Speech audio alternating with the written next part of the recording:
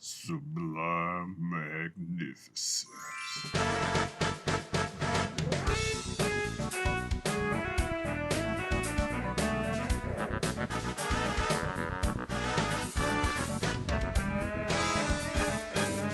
Hey guys, you know who it is, what's going on, when it's happening, where it's at, and why we're here today. How you doing? It is I, the sublimely magnificent Big Ugly himself, Omari Ellis Feo Grande on YouTube, back with another episode of This Guy Hasn't Seen, a podcast where we trade movies back and forth, and I don't trade with myself, that'd be weird. So as usual, I am joined by my good friend, my co-host, one of my best friends in the world, El Director himself, Bill Smith. Thank you for having me back, as always, good sir. It's a doozy this week. I brought something that's pretty heavy. It's got a lot of not heavy. It's got a lot of weight to it. Yeah. I had it in my back pocket, almost pulled it out multiple occasions during Oscar, during our little Oscar season a little while back. And ended up putting it back in my pocket at different times for different reasons, just because I wanted a different vibe. Yeah. But recently found out that not only have you not seen this movie, but my wife had not seen this movie. I see. And so it was going to be playing in my household pretty soon, no matter what. So might as well kill two birds with one stone. We are watching this week Jaws, the 1975 film. That's Where correct. a killer shark unleashes chaos on a beach community off Cape Cod. It's up to a local sheriff and a marine biologist and an old seafarer to hunt the beast down. It is directed, of course, by Steven Spielberg. It is written by Peter Benchley and Carl Gottlieb, and it stars Roy Scheider, Robert Shaw, and Richard Dreyfuss. Omari, this is a seminal American classic. It sure is. Why have you not seen this movie? Well, I'm not really a horror guy. Also, the movie was old when I was young. So the combination of the two, I also thought I had seen everything else. I'm like, it's a shark and it eats people. Cool. That sounds cool, but it also sounds scary. So I just didn't when I was younger. As I got older, it just became one of those numerous classic films where I'm like, I should watch that someday. Anyway. This film is not a horror film. I assumed it would be, considering it's, got a ton of, suspense and people running away from a monster that they can't kill and dying repeatedly. I was just throwing that out there that it's technically classified as an adventure thriller. Adventure thriller. Okay, I was about to say, it's got to at least be a thriller. Yeah, it's at least a thriller. I always mix those genres up anyway, like growing up. I always combined horrors and thrillers into one. But yeah, it isn't really so much horror in watching it. But I always got horror vibes from it. It's just the monster, instead of an undead dude with a knife, it's a shark. Yeah. But no, yeah. I feel that. Yeah, I've never been face to face with one, for good reason. I try to stay out of the water as it is. But I'm not the most comfortable around sharks as well. I don't know if it's a straight up phobia. It's not like I'm crippled. I had no problem watching this movie, but sharks are fucking terrifying. Because they eat people. Yeah. Simple as that. Sharks are terrifying. They eat people. I don't get why people like being in the ocean so much. Yeah, but that's about it. As far as what I was expecting from it, everybody knows the Jaws theme. So I was expecting that, obviously, expecting the shark. And also, I knew one thing that people had talked about for years and years and years. It was a staple example whenever anyone wanted to talk about practical effects. So I was expecting to see some very good practical effects in this movie. Mm-hmm. Because that is what has been... It is one of the main in someone's pocket. This is what I'm talking about when I want to talk about practical effects. They ain't need no CGI for fucking Jaws. They ain't need no CGI for this. Jaws was the best thing ever. Practical effects, motherfuckers. And I'm like, yeah, you're right. So I was looking forward to that.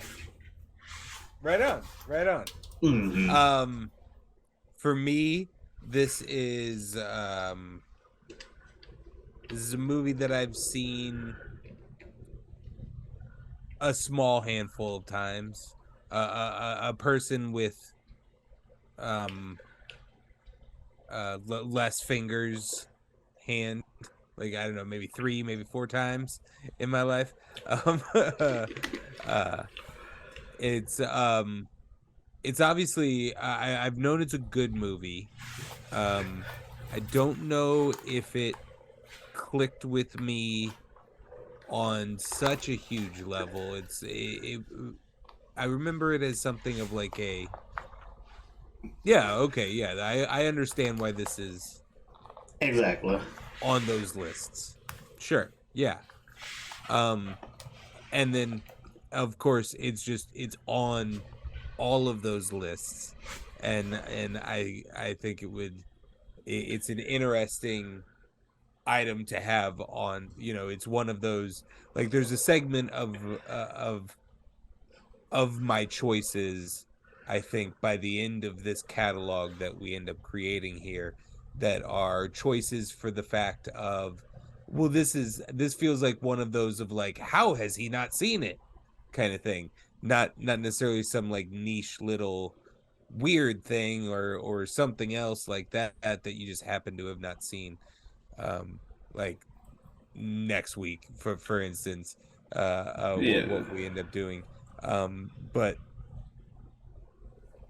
more of like a, like, this is on, like, this is on top 10 movies of all time Yeah. lists.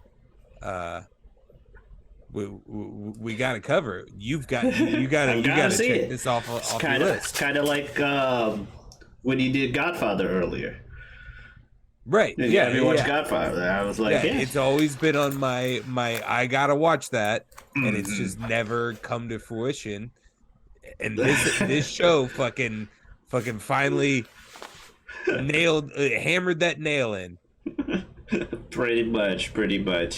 So yeah, with that, I'll go ahead and get into the initial reactions. Obviously, they start off with the theme, and just like, okay, this is cool. And I think the theme is not really the unsung hero of this movie, because everyone talks about the fucking Jaws theme, but it is like the acting, we'll get into it. Acting's great and all that stuff, but the theme definitely helps carry a lot of the movie, a lot of the suspense. With the way it builds and all the stuff throughout.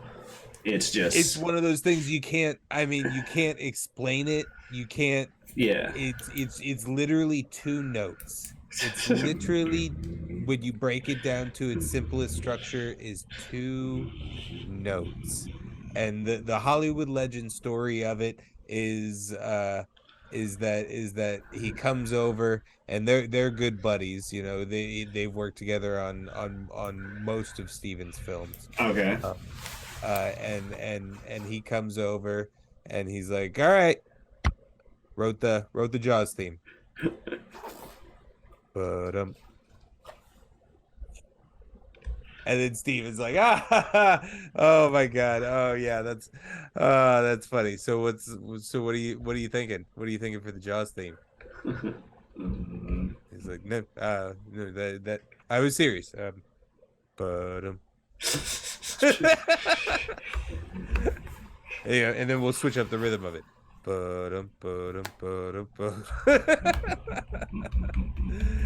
It's unexplainable why it's perfect, but it's perfect. And even Spielberg says that like this is a quarter of the movie without John Williams' score. Okay. Even Spielberg himself will say that. Okay. So yeah, I felt that way too. I had senior gentleman at work, when I told him today that I finally saw Jaws, he's like, and I was talking about it, he's like, yeah, well, you know, a lot of that were in the movies, that song. I was like, yeah. Good point.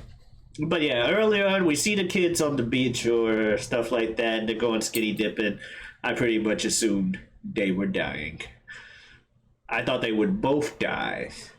But it was just a woman. I'm like, that sucks, but that's also why you don't drink or swim or swing them in the ocean at all. I don't know how long it's been since I don't know how long it's been since I truly sat down and watched this movie. For all I know, good people and Omari, I may have never truly sat down and watched this movie. It's one of those that, and I don't know if this is a new phrase or if I've just now suddenly been hearing it like 5 different times in my ears the last couple weeks, but a remote dropper. Okay. Meaning you're sitting there back in the day, which when channels existed, if you're not a cord cutter like myself, and you're sitting there and you're flipping through the channels, and then it's like, this is Jaws, and then you drop the remote. And that's what this was for myself, probably for my father, probably for my mother, at different points in my life. So I say that to say my memory of that opening scene of the girl skinny dipping is more of a like ha ha ha ha ha ha ha huh huh. And boy, is it not that. At all. Well, not at all, but no, it is not that. It's not. That was. Ooh. It was Yeah, not good. it's brutal. While all at the same time, doing something which we kind of have to mention, and then there's a whole story and lore behind that. A lot when a lot of people speak of Jaws, they speak of not showing us the shark. Yeah. Like you don't get to see the shark for a good long time in the movie. It's this hidden entity, and what that does in our imaginations that we're forced to do as we're watching the movie, and there's been tons of think pieces written about how much the the quality of Jaws is in that in itself, and it turns out never the plan for this film. They built 3 animatronic sharks to play the shark. Okay. They were named Bruce 1, 2, and 3. The shark was named Bruce. Is that why they named the Jaws. shark Bruce and Finding Nemo? That's probably a reference. I never caught that. I have seen Finding Nemo. But they built these 3 sharks, and each one of them were about $250,000. Brand new, beautiful investments in animatronic puppetry and all of this shit for complex shark movements, and worked amazingly on land. Oh, not so much in the water. The second they got put into salt water, they would immediately just like shut down. So the production was constantly delayed and over budget and canceling days because of the issues with this shark. And so what is it? Necessity is the mother of invention. Through that necessity, Spielberg was forced to look at this film a different way. Yeah. And that's where we got the whole idea of not seeing the shark. Exactly. Okay, I like that. I like that that's how that came about. Something I thought was funny early on in the movie is when he gets the news, our main character, when he gets the news about the girl being found at the beach. He's at home and just gets a call. He picks up a phone on the wall, realizes he picked up the wrong phone, hangs it up, and picks up one underneath it. And it's like, I don't think that ever comes back into play. It's just a one-time gag of him having two phones on his wall. And I'm like, why does he have two phones on his wall? I tried to rationalize it in my head that one is sheriff's office, like police business. I'm getting a call. I answer this phone as sheriff of this town, and then this other phone is the family phone. There. Maybe. But yeah, I clocked that too. I love all of the home stuff. It feels so real. Yeah. In very similar vibes to what we were talking, and it's the similar era. So I don't know what they're doing, but we talked about it in our Godfather episode. In the home family stuff, and how it just feels so real and lived in, and like that scene there where they're waking up, the scene later with him and his wife where they're having want to get drunk and fool around kind of scene, the Richard Dreyfuss dinner scene, all of them. The scene with him just sitting there with his kid and the kid looking at him like, yeah, I feel like that's Steven Spielberg. I feel like that's Spielberg. Yeah, I was like, that seems like something I would do with my son. Just wait a minute, especially once he started like making the faces. Just yeah, that's true. And when he immediately went to the faces, I was like, I could see myself doing that. So that felt, like you said, it felt very real. I did like the little home interactions, everything they did really at home. Pretty much saw early on, the second he started talking to the mayor, like, okay, so corporate greed is why this is going to get out of hand. We can't have the shark. We can't warn people about the shark. It's going to ruin the town's money. I want to make money. Ruin the economy. Like, we can't potentially protect people's lives. We have to keep businesses open. Because that would ruin their lives if the business is closed, because they won't have any money. It's like, oh my god. But they'll be dead. And then sure enough, like, after some shit that happens throughout the movie, like, as far as standout moments and stuff, because it just makes them all out together now anyway. But the various shark attacks. But obviously, another key one to the story was the one against the old lady's son at the beach. Yeah, the second shark attack. Get out of the water scene. It's. Well, first of all, I have to. Before we get to that, like, it's beautifully shot. Yes. There are several moments. It's got the very famous push in. Onto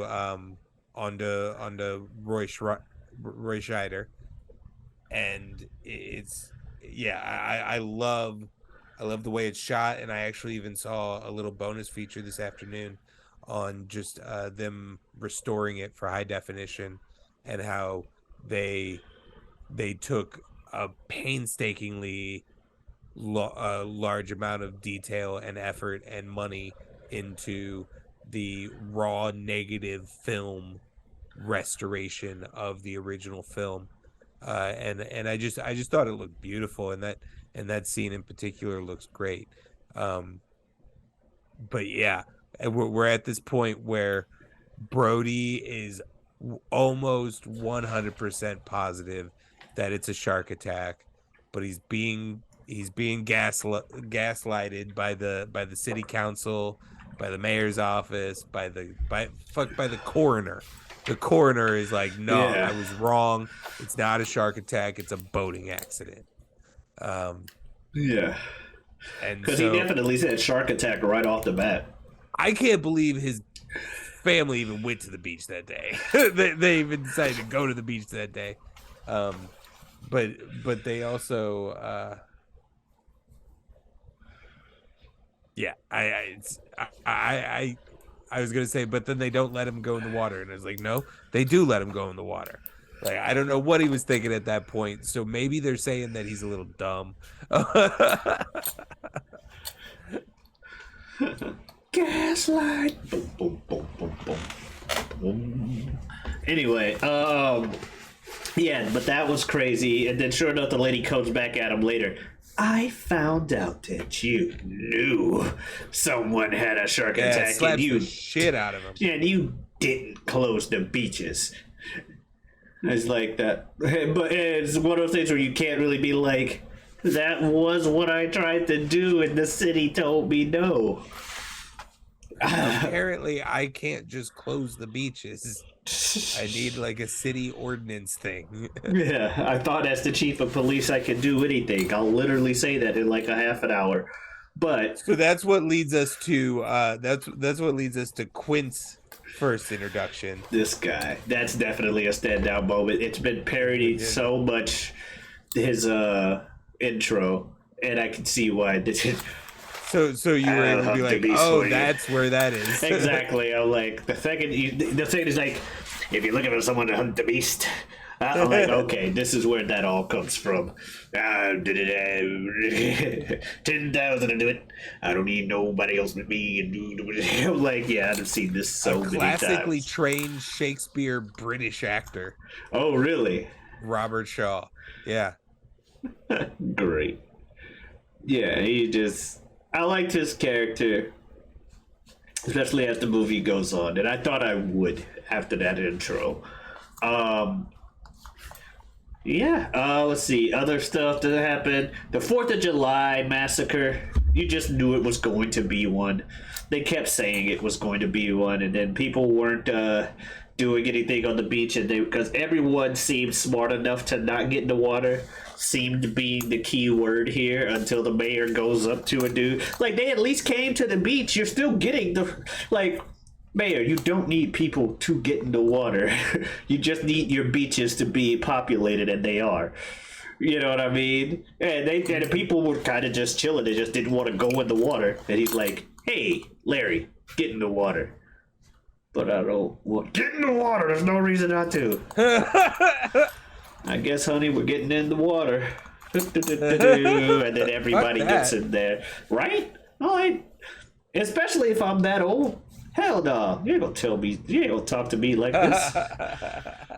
I ain't getting in the water with no damn possible shark. Right, so that's the one where the shark ends up being in the pond. Because he tells his kid, he's like, the tide pond. Yeah, because Brody's like, hey, Mayor's fucking stupid, still letting the beach be open. Because by this point, we get introduced to Dreyfus. He's an oceanist hooper. He tells us that, it's a great white, not the tiger shark they thought it was, because they caught a tiger shark locally, and they're like, haha. He's like, that ain't big enough to eat people. I mean, it does eat people, but that ain't big enough for what we got going on. And they research it, they find out it is indeed a great white shark, but the mayor's like, but the money, though. And so the beach is open. But Brody's like, just because the beach is open don't mean I gotta be stupid and let my kid go in the ocean where the shark is. So I'll send them to the kiddie pond. However, the shark was in the kiddie pond. And after some random dude gets attacked, some dude literally there just to die so that the kid doesn't have to. Yep. He's literally just floating in that pond to die. Well, I gotta be here to die today. Yeah, let me go conveniently between you and the shark and not look at the shark once as it's coming to me while there's a kid on the beach yelling, "Shark in the pond! There's a shark in the pond!" And he's just like, yeah, what are you kids doing out here?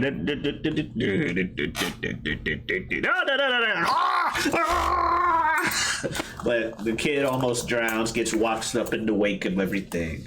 This is where we first really kind of see the shark. Like, we see the shark see, like, through the water, coming, like swimming on the side, and still don't really truly get the scale that they're eventually going to try and show Convey, us. yeah. But yeah, we still were probably what, close to an hour into the movie and haven't seen the shark. Yeah, it's a long time before you really see the shark, which is great, as we've mentioned. But yeah, eventually that's when. But after the massacre there going on, everyone being like, "Oh shit, there was a real shark." All of this, and we had our fake out with the kids pranking like they are a shark for no reason other than movie fake out. Uh, Yeah, and I can't tell little kids apart. Like when that happened, I I thought they thought were it his was, kids. yeah, I thought it was the sheriff's kids. Like, why did they cast so, like, cast some like red-haired spiky kids or something like that? Like, why you got to cast like brunette mophead children that look identical to your main character's children? Yeah, but eventually that's when the dude's like, I'm getting Quint, and I'm getting Quint on the case now. Yeah, that's kind of his final straw moment. And he's like, "We're get the 10 grand. I don't know. Yeah, you put it in a briefcase, grocery bag. I don't care." We're paying this man and we're hunting this shark. Yeah, yeah. And it even cuts to a scene where he's like, "I also am gonna need 3 cases of brandy," and they're like, "Fine, whatever. Yeah, okay, fine. We're also Yeah. coming though." Yeah, he kept listing shit. But yeah, it cracked me up because eventually, like, him and Hooper don't get along because, of course, they don't. You gotta have that kind of whole, I don't like you, you city slicker, educated but type. And he's like, I don't like you, you country ass sailor bitch. And they're just like, we don't like each other. But he just kept saying shit to him on the dock, and then he just started singing that Spanish lady song that he would sing numerous times throughout the rest of the movie. But and then as they're leaving, he's just talking to himself, just like, oh my god, this dude doesn't shut up. It's funny, but at the same time, what the hell? Yeah, a lot of that is bleeding over from real life, from what we've been told. Oh, okay.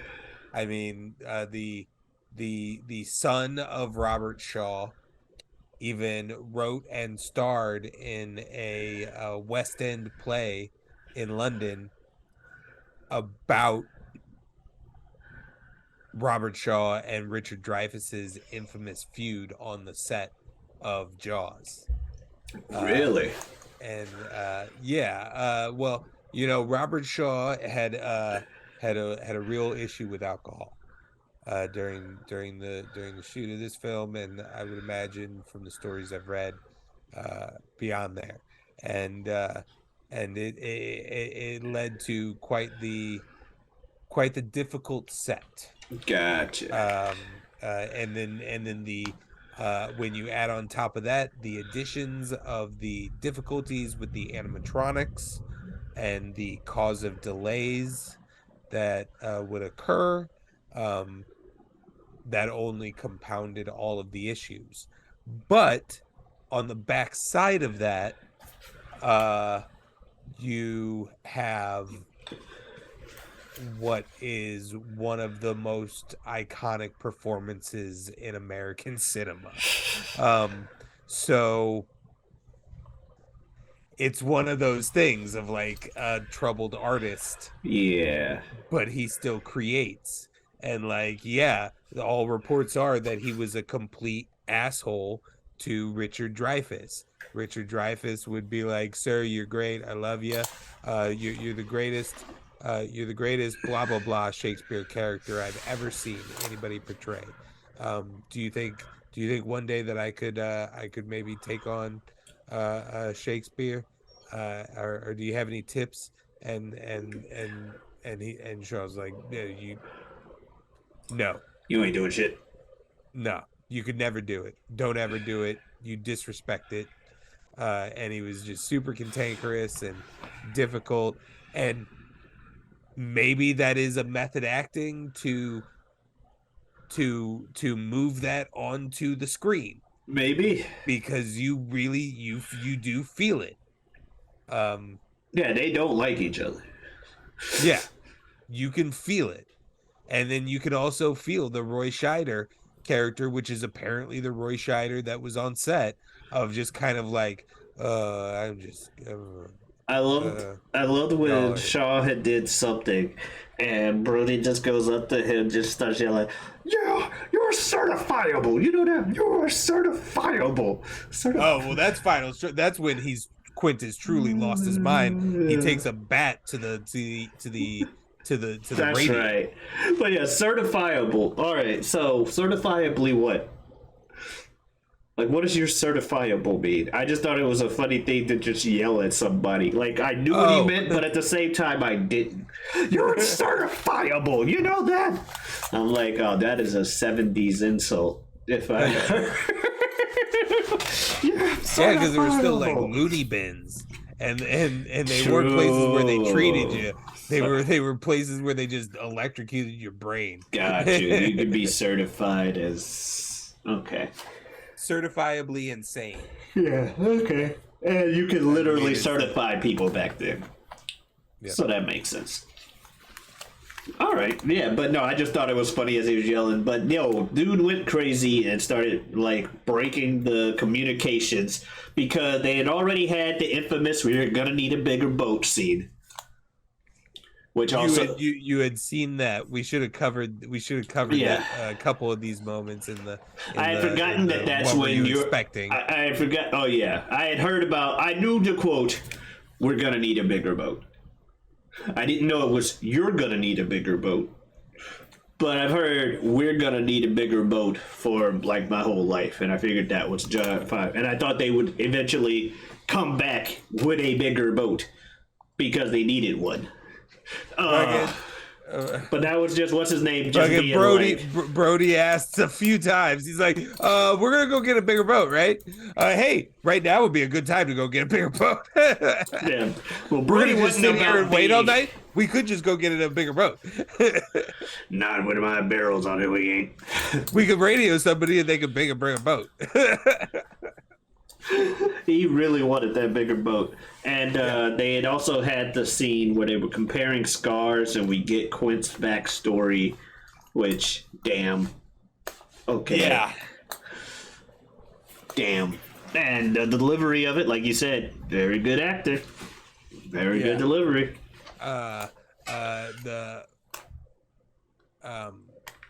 was after a long, hard few days of shooting on that boat, and originally Robert Shaw thought that he should be doing that scene completely method, which meant that he should be drunk off of his ass. Yeah. And all of the takes from that first night are legendarily unusable and incoherent mumbling and things like that, and they were just gonna scrap it. And he apparently because like with anybody with a disease of alcoholism, there's ebbs and flows. Yeah. And he was in a moment of recognizing and called Steven and like basically begged for a second shot at that moment. Came in, everything we see was filmed in one take.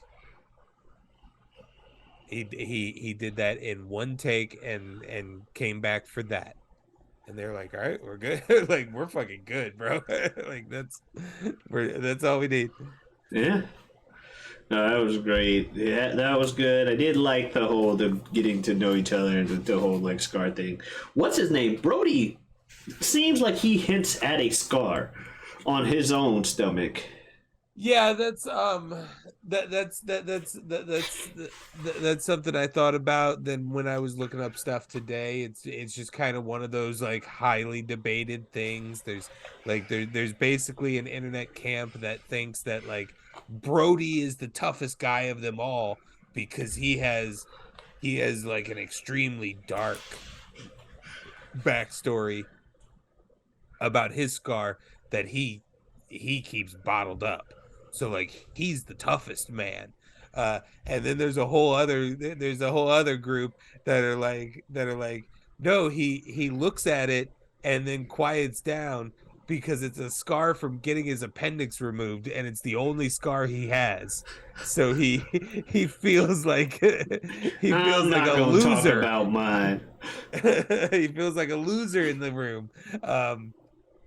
So like, yeah, that's that nobody knows. I don't think it's ever been spoke upon. I figured because of the way he responds to the term thresher, when he's like thresher, and him holding the scar earlier, I'm like, I thought it was one of those. Oh, you had to deal with one too, but he's been scared of the water the whole time. They mention it's because of drowning, or he mentions because it's drowning. Because his wife's like, what was the scientific term for it? Drowning? Like, damn.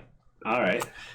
But then he had the scar, and I'm like, maybe he did get attacked by a shark, because he also saw the shark attack early, and he was like, this is a shark attack. But you guys are saying it's not. Maybe things are different here. But it's one of those things, like, not necessarily he's tough because he didn't talk about it, but more so he's too scared to PTSD about it. You know, like, if I start talking about this shark attack, I'm gonna be even in less of a good place. I'm scared to even talk about my scar. I kind of like the idea that if it's not appendix removal, it's of something trivial. And like he I'll looks give you at that triviality. as like, oh, this is the only thing I have to offer. I don't know, because I just kind of get that, like, you know, yes, he's a New York City cop, but he's also a New York City cop who chose to come here to this island that has had, like, I think he says it in a line at some point. It's had like 3 reported crimes in like 25 years or something like that. So yeah, he took this job to sit on his ass and do nothing and not really have to do any crime fighting police work, you know, kind of thing of any hard level. So I don't know. I imagine I can see the trivial aspect when you told me like a second ago. I was like, yeah. I can see that. That'd be funny too. I just imagine he's a character who has always avoided this kind of thing until he's literally been forced to do, like now. He's the only one who it has to be him, kind of thing. Yeah. And from that, we go to the next day where now they're actually, because they tried this thing with barrels, which I'm still not exactly sure what the barrels do aside from just tell them where the shark is. It does that, and its main goal is to just exhaust the shark. Gotcha. Because the shark is constantly pulling them. Okay. Yeah, so they got the barrels on there, but eventually Quinn has to admit that his usual strategy ain't working. Because they just shot this shark, they done stabbed it in the face, they done done all kinds of shit. This shark just keeps coming at him. And then old dude Hooper decides he's going to try his plan. He's going to get a shark cage. The shark's going to come up against him, and he's going to inject the shark in the mouth with a harpoon gun full of poison. Yep, that's Hooper's plan. That's the plan. How does that go, Omari? It fails almost immediately. Almost immediately he drops the dart. Almost immediately. Spielberg isn't even playing around with like, let's see if this is gonna work. It's like instantaneous. He's in the water. They're lowering the cage. Oh, there's a shark. Drop. I don't know why anyone would, including myself. I fell for it, but I fell for him at least trying. I didn't think he would actually win, because I kind of had a hunch on how the shark would be defeated, probably because I had seen a clip, or at least it parodied. But it was like he's sitting there getting ready to, but earlier in the movie, he saw like a body and he dropped his light, as well as the proof that there's a great white in the water, because he gets scared real easily underwater. So it's like you should have known all it would take, especially when the shark went in front of him and went away. Like, it's going to come from behind. Boom! Oh, God! Dropped. And then he drops it to the bottom of the seafloor, and he makes it out of the cage after stabbing the shark in the face. he makes it out of the cage and swims down. So I'm like, is he going to swim down and then kind of come up and do it? Because I thought he was going to die. I thought he was going to die the first time when they were looking for proof of him. I thought the proof he found was going to be the shark, and he was dead. He goes in so casually. He knows what they're hunting. He was terrified of it just a moment ago. And then in that moment, just for us to jump back a little bit, since you brought it up, just in that moment, he's just like, all right, so I'm just going to jump in there and just swim around and check a couple of things out. Well, why don't we just tow the boat back? No, we'll do that. But first I need to jump in there into these waters that we know a shark lives in. And I've already said he's a night feeder. And I'm just going to swim around. Just going to swim around a little bit real quick with a light. And then I'll come back. What? That doesn't make any sense. I'll be back in 2 minutes. But yeah, he fails his plan in the final act almost immediately, swims to the bottom of the ocean, while the other two begin to deal with the shark up above. They pull up the cage only to find out he ain't in it. But now the shark is coming after them. He's so pissed at this point. He is done. The shark is done. He's like, he's done playing. He fucking jumps on the boat and just fucking eats Quinn. Bye. That was gruesome. That's a standout in of itself. Yeah. I was kind of sad to see him go, but that's just because I like the character. Is that the only on-camera violence of the film? I think so. Because everything else, they're above water. Red shit everywhere. But the final act is the only time where there's really any on-camera violence against the shark or against the people, where you can actually see them like hitting the shark. But eventually the shark like flops off the boat after eating Quint. And then dude gets the idea that I thought he would get, because again, I'd seen the parody thing. I saw Hooper take the time to mention, careful with these air canisters. They're very pressurized and they could explode. They're definitely setting you up for it. I mean, if you know, there's another shot where they just randomly cut to the air canisters on the ladder, and it's like, is this where they use it? And that's when I was like, do they shoot the air canister in the thing's mouth? Is that this? There's another shot where I think they hold on the gun, on the rifle, just a little extra long. They're definitely. If you know what you're looking for, it's just there. Straight up Chekhov's gun. Straight up Chekhov's gun. No, we're using this act in the final act. Don't worry, we're using this gun. And then, sure enough, smile, you son of a. The exploding shark, and then Hooper swims his ass up. What I miss. They're both happy that Quint's dead.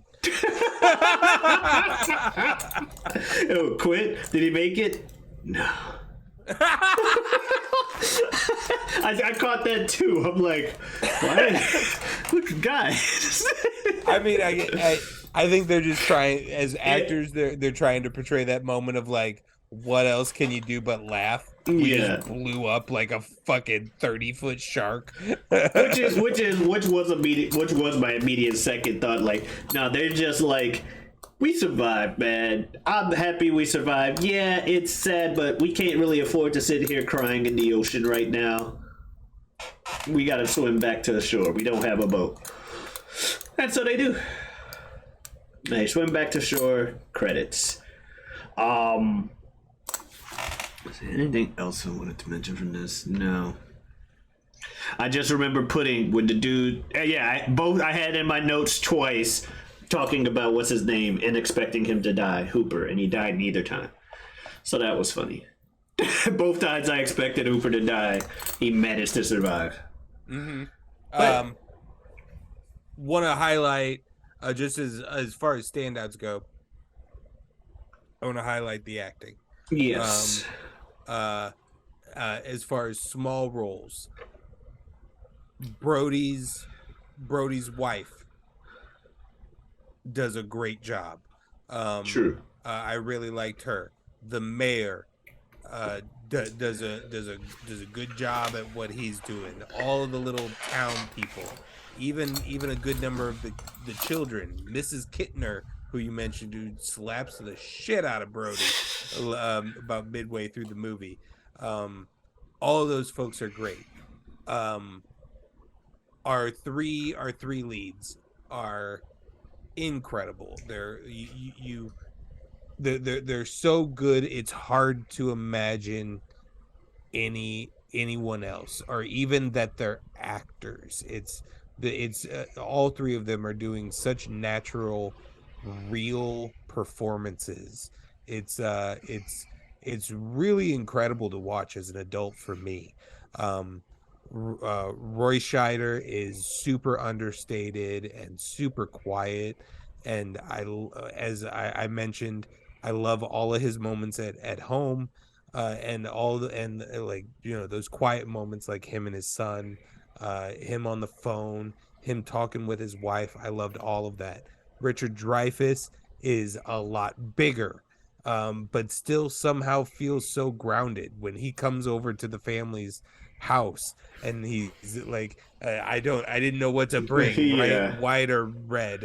Is anybody eating this? Just takes the plate out from in front of Brody and starts eating. And like it's all great stuff. And then obviously Quint, that he's on another level, and that monologue is insane and Hmm. has been used in acting classes for an eternity and will probably forever be used. Yes, I agree with all of that. So yeah, so that's that. Any roles you'd like to play in this movie, Bill? Oh man, I mean, all of them. Fair. I would oh man, gun to my head, of the three, I'd like to be Hooper. Um but let's be real here. I'm going to get cast as the mayor. Um, that's like the kind of, when I'm having this conversation in my head, it's like I've told you before. It's like kind of Yeah, like back when we were in in high high school, school. Yeah. and what Mr. P would stereotype Oh cast yeah. me and all of you in, and yeah, I would be the mayor. Fair. More than dollars to donuts. How about you? Yeah, for role I play, initially I put none, if any, Martin, because I too don't like the ocean. But I hate it enough. But I hate the ocean enough to not do the movie. Like, rather than do the movie and do the part that at least I only have to half act like I'm terrified of the ocean because of potential drowning issues, I would just not do it. Though the mayor would be a nice I'm on land the whole time role. So that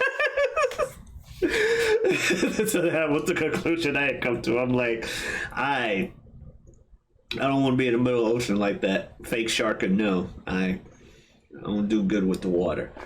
So that's why I was like, this would just be one of those movies. And I've thought about that throughout my life, where I'll see movies and I'm like, damn, this character, this role is so godlike. And then they just have like an ocean section or an underwater section of the movie. And I'm like, I would have to be underwater for that much time. Or the scenes where they gotta pretend to be underwater with their eyes open, or not pretend to be, but be underwater with their eyes open, like pointing and shit. I'm like, it's hard for me to have my eyes open under the water because that shit burns. So I'm like, oh, I gotta have my eyes open underwater. So that's why I said none, because I don't want to be on the water. But the mayor's a nice I'm on land thing. Now, come time in the future, if I'm in an acting career and stuff, and I have to, it's like suck up, be an adult, learn how to fucking swim, you stupid. Sure, I'm going to have to. I gotta get over my fears of the past 2 or 3 times I've almost drowned and actually learn how to swim. But until then, I'm the mayor. Anyway, final thoughts on the movie. Objectively, fantastic movie. Lots of tension, as we mentioned, carried by the theme, or not carried, but assisted by the theme. The acting itself, because to say that music carried the film, I think, does a disservice to the acting and the effort they did with the practical effects and the trouble and the adaptation to the troubles of working with practical effects, like you mentioned, where they turned faulty equipment into a strength. They're like, fine, the shark never wants to work in the water, we just won't fucking show it to you. We'll build the intention that way, and that is where the music comes in. Right. Like the music is the shark. Exactly. The first half of the movie, the music is the shark. So it's very well done, and I really do enjoy that. Is it a constant like rewatch for me? Not so much. It may be a remote dropper, as you put it, where if I'm flipping through the channels and can't find nothing and Jaws is on, well, I can watch Jaws. Jaws is on. That's good.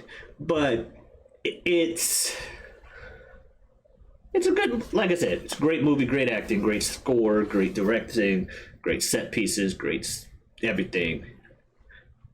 Not necessarily the most rewatchable for me. But I said The Godfather wasn't really a rewatch movie for me, despite all the stuff I respected about it.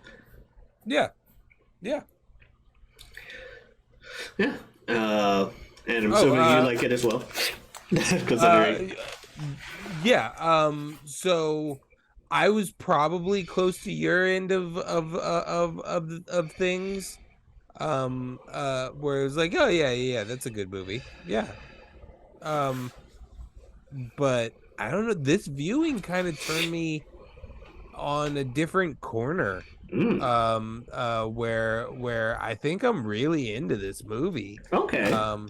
It's real good. I don't know when the next time I'll rewatch it is, but it'll probably be in a couple of years. I think it's a better way to put it. Mm-hmm. It's real high up there. It raised its rating in my head. If I was thinking like, yeah, it's good, I'm like, yeah, it's great. Like, yeah, there's a reason why. I mean, there's another thing that I was worried about on a rewatch is the pacing. It is a film from 1975. The 70s films tend to be a little slower. I'm not huge on a lot of 70s films that I end up watching. But this pacing feels incredible. Even when it's slow, it's not.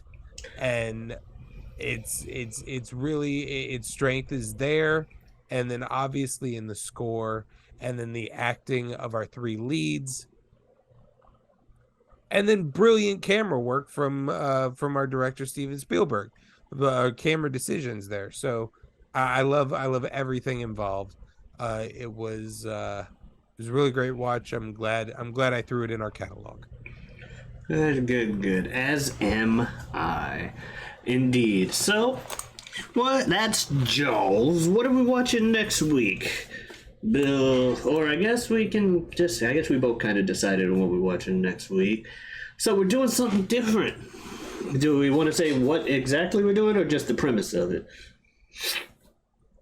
I don't know, man. All right, so yeah, we'll say exactly. That way the fans can watch it too. Yeah, that way the fans can watch it too if they haven't. So we're gonna do something different. They're there. We got fans.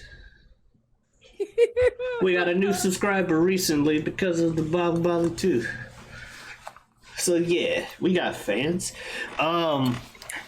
Anyway, we're gonna be doing something. Bill and I, we've been trading movies. We traded TV shows, anime stuff. We're doing something different. We even took a step outside the box and did a movie that neither of us had seen. Now we're not even doing a movie. Well, kind of. Bill and I are both longtime wrestling fans. Not necessarily the most up to date, but we're both longtime wrestling fans. So we're hitting each other with some matches that neither of us have seen. It's a trade. And conveniently kind of in trading eras. Also like true. I was more of a wrestling fan when I was younger, and you're probably more of a wrestling fan to late teenage to now. Yes. And where my late teenage was when wrestling kind of ended for me. So I think this is going to be a really interesting dichotomy, if you will. Exactly. So we each have a match that the other hadn't seen that we're recommending. Bill, what's your match that you're recommending? My match that I am recommending is from WrestleMania 10, and it is the ladder match between Razor Ramon and Shawn Michaels. Ooh, a classic, if you will. What are you making me watch, Amari? Mine is a more modern day take. What's this modern wrestling that you kids are watching these days? It is from All Elite Wrestling, AEW, and it's from 2021's All Out pay-per-view. It involves it's a tag team cage match between the Young Bucks, who are two members of the E in AEW, the Elite, versus the Lucha Brothers, Rey Fenix and Pentagon Jr., also Penta El Cerro Miedo, or Penta Oscuro. He has different versions of him. His darker form is Obscuro. Anyway, the Lucha Brothers. You're going to send me a link. Yes. Lucha Brothers versus the Young Bucks, All Out 2021. But I was just saying that's why I chose it, because it's like the Elite, the E and AEW in tag match action for the championships. So it'll be great. All right. I'm excited. I think this is going to be a cool one. As am I. Looking forward to doing that. A nice little trade within an episode. So yeah, if you want to see more of our... And we can bite on a little bit more of, a little bit more of that content you do on that other channel. Also true. Yeah. That, some say that we have a little bit of a rivalry going on, but there is no rivalry. End of statement. End of statement.